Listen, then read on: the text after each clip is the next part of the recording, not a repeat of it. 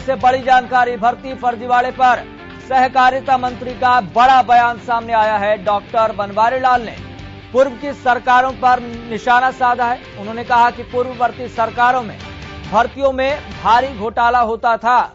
अब भर्ती मामले में पूरी तरह पारदर्शिता बढ़ती जा रही है। गलत काम करने वालों पर कार्रवाई की जा रही है और ये कड़ी कार्रवाई की जा रही है। तो जैसा कि हम आपको बता रहे हैं कि प्रदेश सरकार तमाम परिस्थितियों को देखते हुए कोई भी कोताही नहीं बरतना चाहती है और प्रदेश सरकार का मकसद, प्रदेश सरकार का फोकस इसी बात पर है कि अब किस तरीके से सिस्टम में पारदर्शिता लाई जा सके, ट्रांसपेरेंसी लाई जा सके।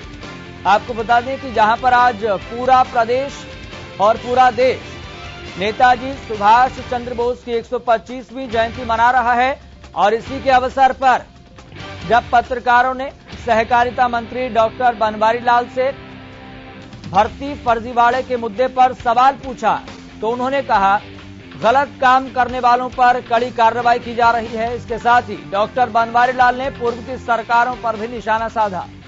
पूर्ववर्ती सरकारों में भर्तियों में भारी घोटाला होता था, ये बात कही सहकारिता मंत्री डॉक्टर बनवारीलाल।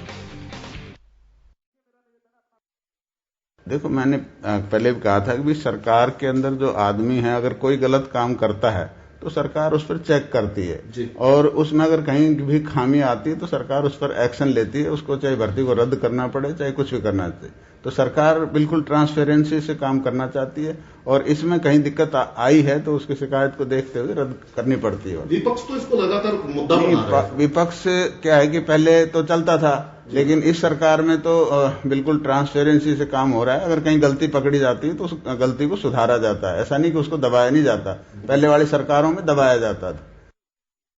चलिए, इस मुद्दे पर हमारे साथ ज्यादा बातचीत के लिए और ज्यादा जानकारी के साथ मेरे सहयोगी प्रेम भारद्वाज जुड़ गए हैं। प्रेम भारद्वाज, सहकारिता मंत्री डॉक्टर बनवारीलाल ने पूर्व की सरकारों पर निशाना साधा है, क्या क्या कुछ कहा और किन किन मुद्दों पर अपनी बात रखी?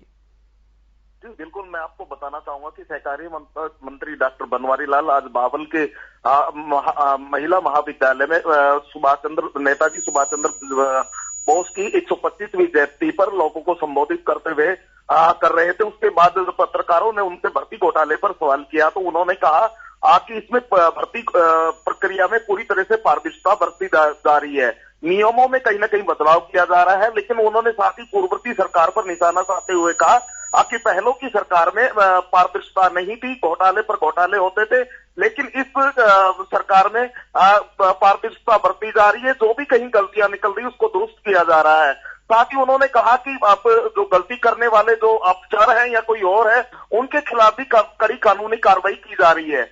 वहीं उन्होंने जो रेवाड़ी जिले में एम्स निर्माण पर कहा कि अभी प्रॉपर्टी का असेसमेंट होकर अभी सरकार के पास प्रशासन ने भेज दिया है और जल्दी ही प्रक्रिया पूरी होने के बाद यहाँ जो है शिलान्यास का कार्य किया जाएगा। जी ठीक है प्रेम भारद्वाज, बहुत बहुत शुक्रिया जानकारी साझा करने के लिए। तो बड़ी जानकारी हम आपको बता रहे हैं, रेवाड़ी से बेहद महत्वपूर्ण जानकारी है।